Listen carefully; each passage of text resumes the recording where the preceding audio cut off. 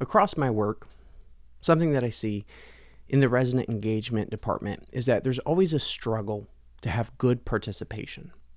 And I think good participation can depend on your operations and your procedures, but it also has to do with your content, what your calendar looks like. And I came across a very interesting study put on by Evan Pleiss and Sarah Qualls in 2022 titled Programmed Activity Offerings and Attendance Patterns in Assisted Living.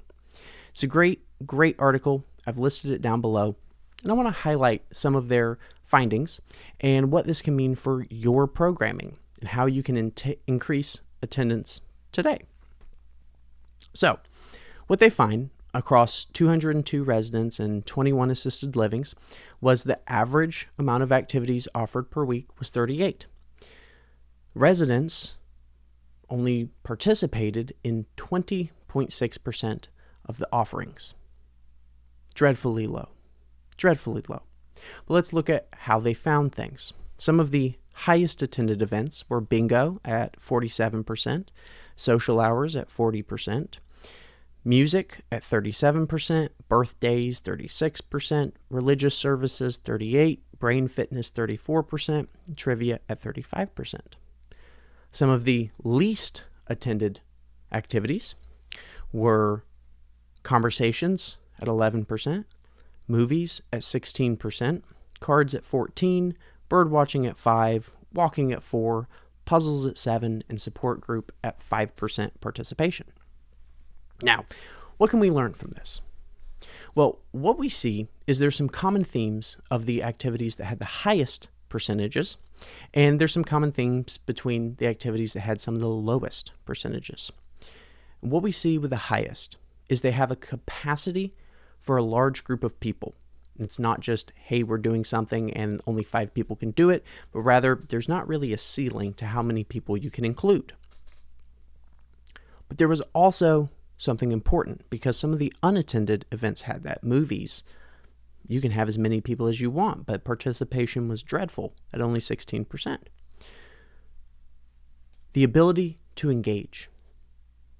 So with these fun, great attended events like music, birthday parties, bingo, trivia, social hours, you, the participant, the resident, can choose how much they engage in this topic. It doesn't require 100% on doing this, creating it. They can be a little bit more of a wallflower if they want. They can dip their toe in, answer a few trivia questions, or just follow along. In the other things, bird watching, conversations, puzzles, there's really not a high level of engagement that they could choose to participate in. It was much more passive, so they have that, but they couldn't really get engaged much.